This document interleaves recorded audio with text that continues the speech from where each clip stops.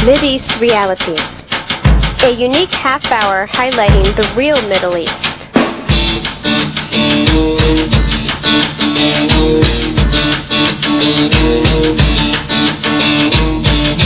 It is a program of information that government and media often misrepresent or just don't want you to know. Get the news without bias. Facts without distortion. And most importantly, analysis from the experts.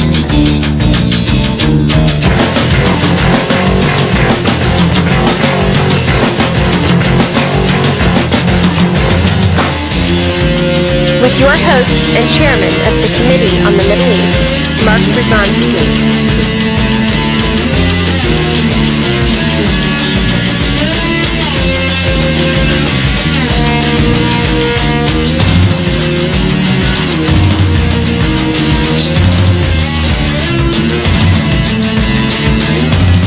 Each week, this program will feature an interview, discussion, or an event to help viewers understand the complex situation in today's Middle East, and especially the realities of U.S. policies toward that crucial region of the world. Mideast Realities.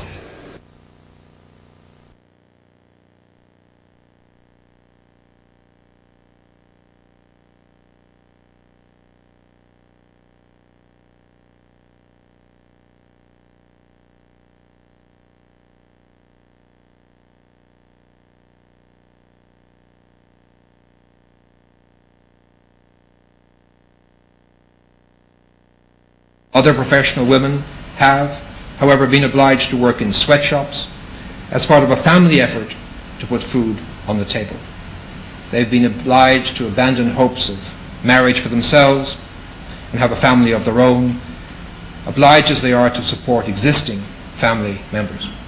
Thus, many advances that women in Iraq have made in recent decades have been set back, and opportunities have been lost, in many individual cases, forever.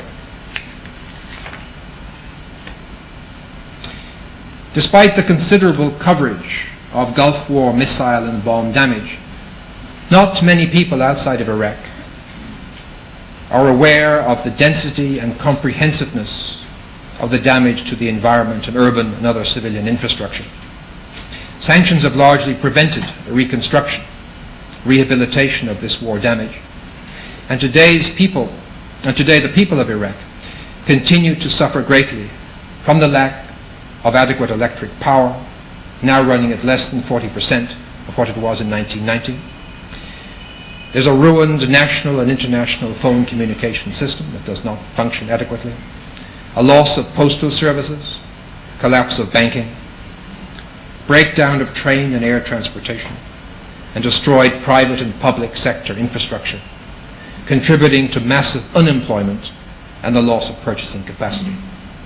Homes were destroyed, electric plants, domestic airports, buses and other vehicles, food storage, food testing laboratories, grain silos, water pumping and purification plants destroyed by missile and bomb attacks.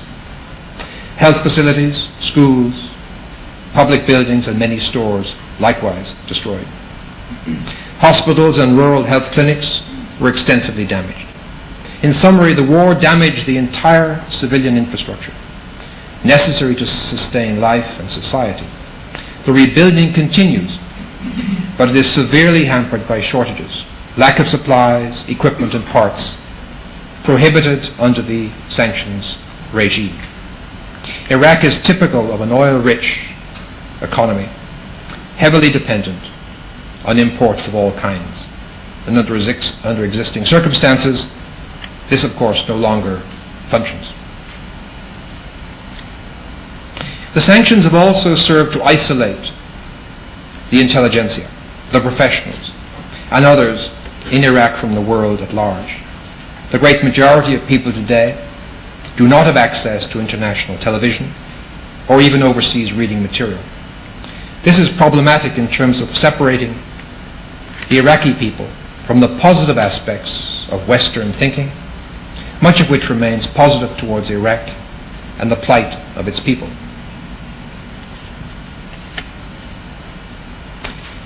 Equally unfortunate is the lack of access by professional classes, including the medical profession, to the latest technological and other reading material related and necessary to their professional requirements.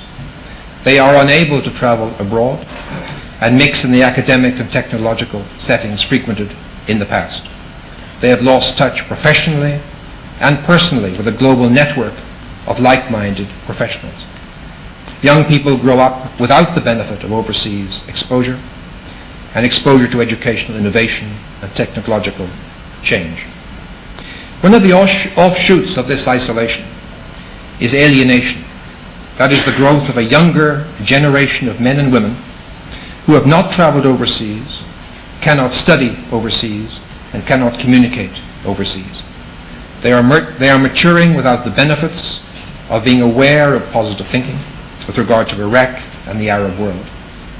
The media material they tend to see often highlights the negative on the part of Western and other states' attitude to Iraq and to its people. Without the benefits and the sophistication of overseas exposure, the next generation may become dangerously introverted and defensive, similar to the situation being experienced in a number of other countries in the region of which Iraq is situated. This phenomenon, together with a lot of other aspects of the damage of sanctions, will not be easy to correct and change positively. The consequences for the relations between Iraq and its neighboring countries and the rest of the world may in fact be dangerous. Let's look at the future political orientation. An associated danger is that the unhealthy psychological environment that sanctions are currently sustaining will come to permeate political and decision-making spheres. This raises the question of how the longer-term effects of sanctions will determine the country's future and future political orientation, and what implications this will have on Iraq's relations with the outside world. I understand that the impact of this alienation is already being felt within the Ba'ath Party, where the middle and senior members are finding that the younger membership coming up behind them are both frustrated and angry at the, quote, moderate, unquote, position being taken by the party leadership today. Apparently they find the compromise and continuing willingness to work with the United Nations, despite 8 years of sanctions, to be both unfathomable and unacceptable. It's not clear how much longer their impatience can be held in check by the present, more mature officials in control, just about all of whom have been educated at the postgraduate level overseas and certainly have traveled overseas. Perhaps the recent decision vis-à-vis UNSCOM reflects this bottom-up pressure in the domestic politics, in the realm of domestic politics in Iraq. The impression that the president of Iraq operates alone and runs the country as a one-man show, I believe to be incorrect. There is a reality of domestic politics which even the president and his close associates have got to take into consideration. With a younger generation of Iraqis finding a situation they deem to be impossible and discriminatory, one can only visualize the formation of a radical movement to reverse the conditions imposed by sanctions and utilize the despair and discontent existing amongst their generation as a basis for support. The imposition through sanctions of harsh conditions affecting the populace in a country recovering from the effects of 2 wars may play a substantial part in shaping Iraq's future political characteristics. One can only fear, therefore, what history's most comprehensive and debilitating sanctions regime may have on the future of Iraq, the region, and the world. As a result of isolation, the danger of breeding fanaticism, deep-seated resentment, and the chances that such characteristics will come to influence the future decision-making processes in this country are very real. Such a happening would not be a new one, most especially within the Arab world. and the consequences may not be controlled easily within the country and might well have a negative impact outside. In the final analysis, it is impossible to speculate exactly what the future will bring. But it is similarly impossible to discount alienation and its political consequences becoming something of a reality. Among some member states, there seems to be a perception that sanctions and their continuation will bring about positive political change. That is, move Iraq towards a more Western-style participatory democracy.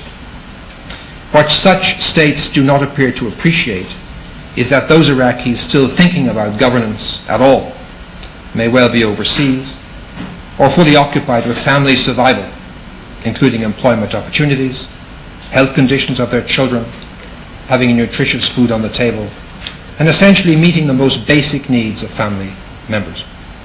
The problem is compounded by the fact that the Iran-Iraq war, the demand on wage earners and heads of families, is exacerbated by an extraordinary prevalence of war widows and single-parent families.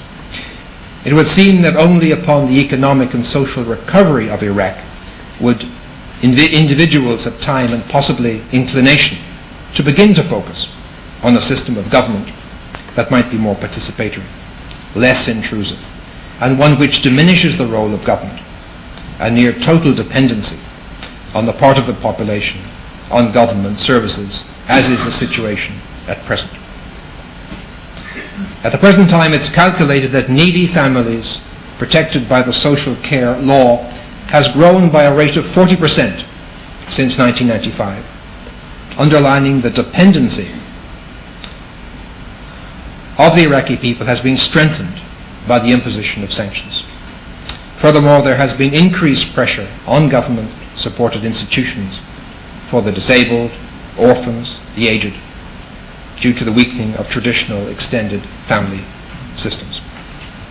If it is indeed the will of the international community ultimately to establish and develop mutually beneficial political and economic and social interaction among states, and in this particular case with Iraq, and to promote the kind of democratic governance that the United Nations Charter encourages, then the current policy of applying sanctions would appear to be totally counterproductive. To wind up, let me refer briefly to educational and cultural consequences.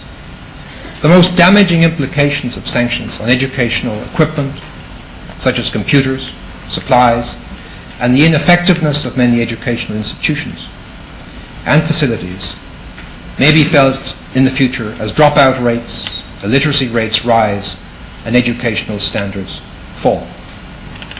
The lack of basic child health needs and conditions, lack of school transportation, and the often pitiable state of classroom conditions, and lack of sanitation, lack of books, and other needs now contribute to a very low attendance rate. The state of disrepair of some 8,000 schools serves only to exacerbate the situation further, notwithstanding the effect this is having on the teaching profession. It has been estimated that thousands of registered teachers have left the profession due to a variety of conditions that they face daily, combined with their need for income, plus some sense of professional accomplishment and satisfaction.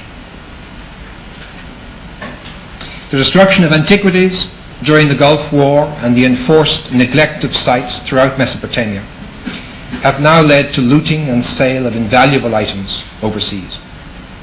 Work at just about all archaeological sites has ceased, bringing to a halt the significant work over recent decades of bringing to light the extraordinary influence that Mesopotamia has had over Western development, culture, and thinking. Within the school system, many national projects aimed at assisting in the development of cultural maturity have been suspended or cancelled due to the lack of funds, such as the major National Faith Campaign for the development of Islamic education.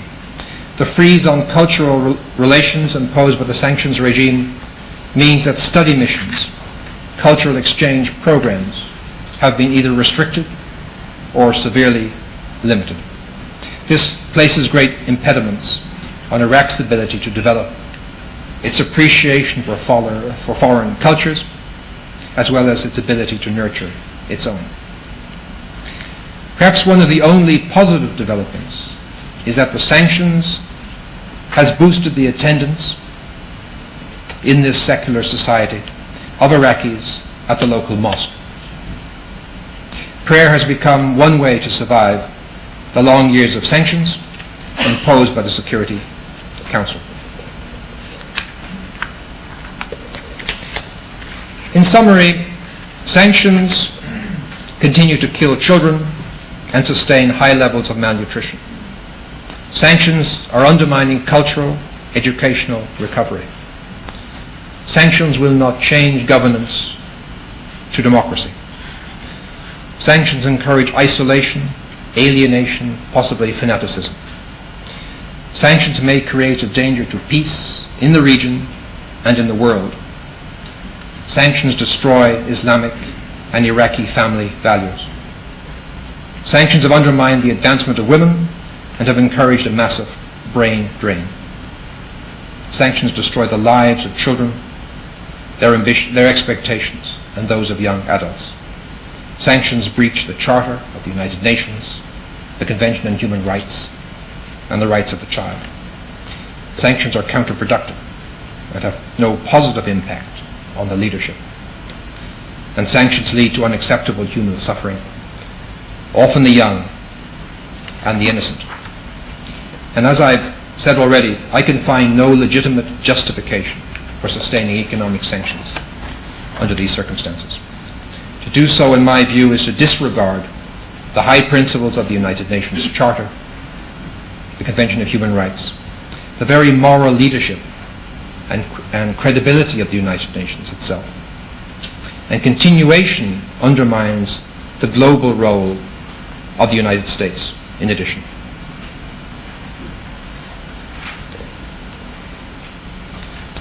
Perhaps now we can go back to my original agenda, which was to perhaps open a dialogue, hear some views from the floor.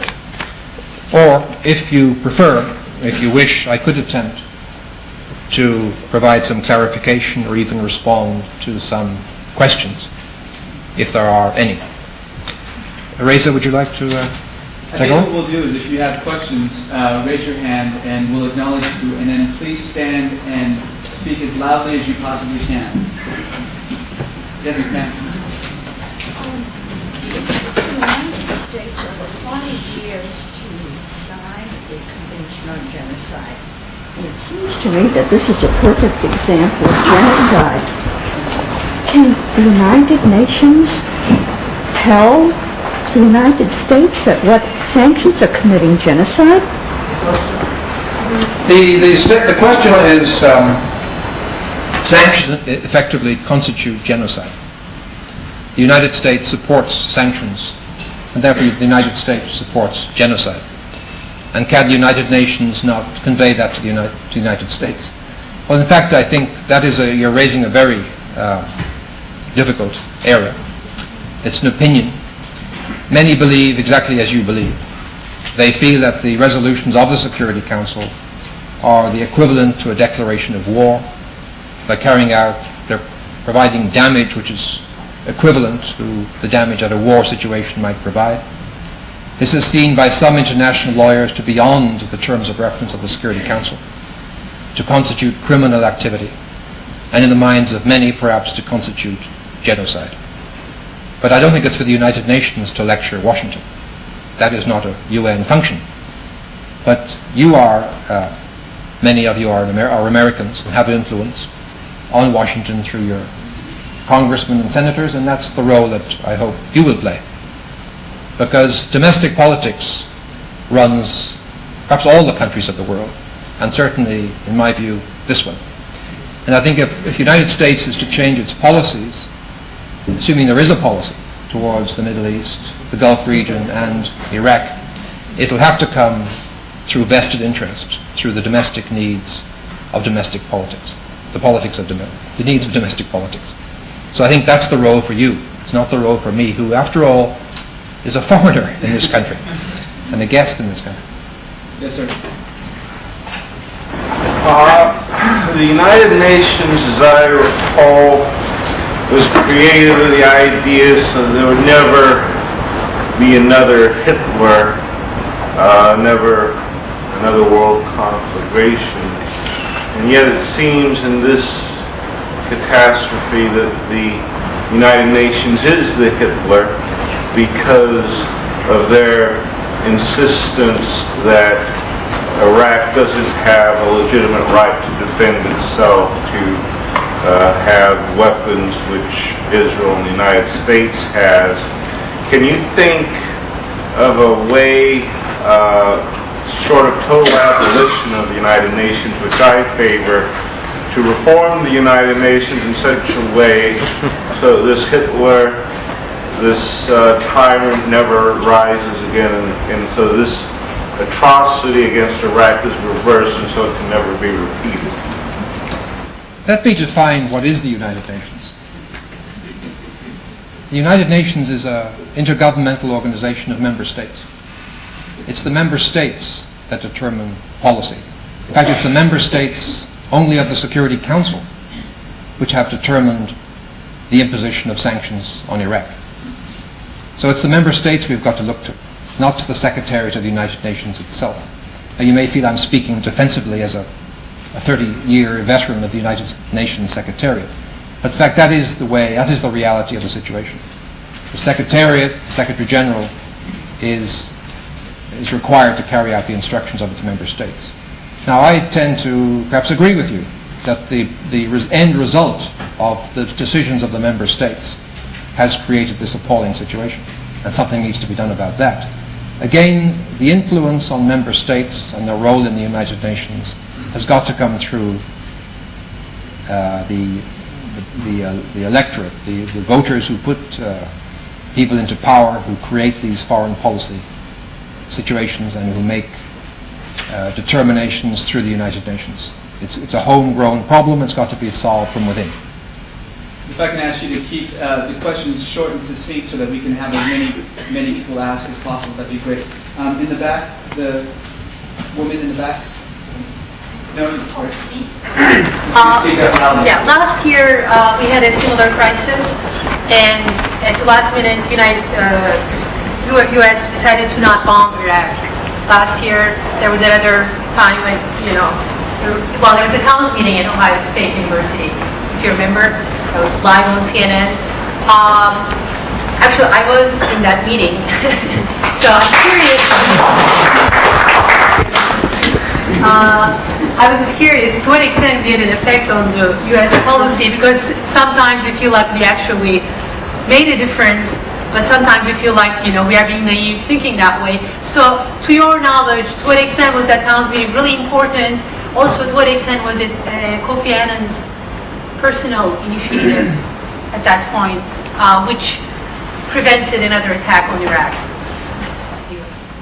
But I think, to start at the end, I think the Secretary General took a very courageous position in going to Iraq, sticking out his neck and taking a position which was not, I think, a popular one, and particularly perhaps in Washington.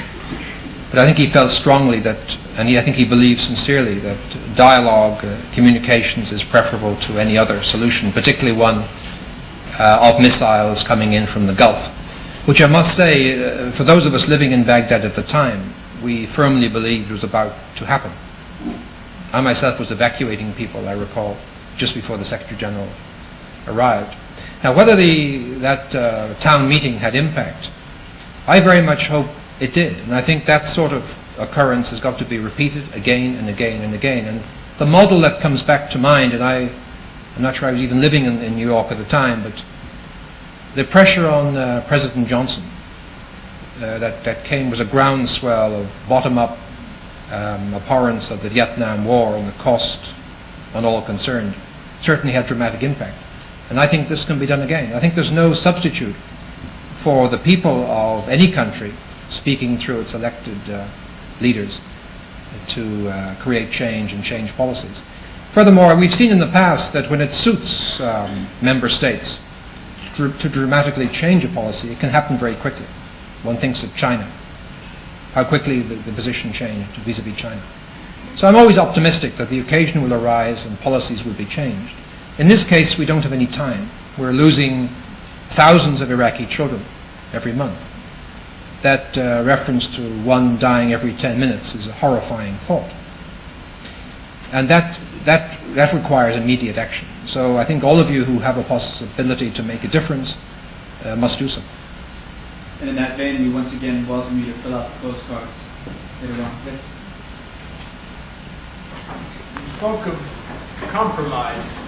What kind of compromise policy do you see at this juncture it being possible for the Security Council to propose as a way of bringing effective pressure on Saddam Hussein while lifting the sanctions? Well, I must say I'm a believer in involving member states or leadership that goes off the tracks. The policy of isolation leading to alienation, as far as I can see, has not succeeded anywhere. I think if the only way to move forward is to find a means for this country and the member states to renew its relationship with Iraq, to bring Iraq back into the United Nations family, where Iraq has always played.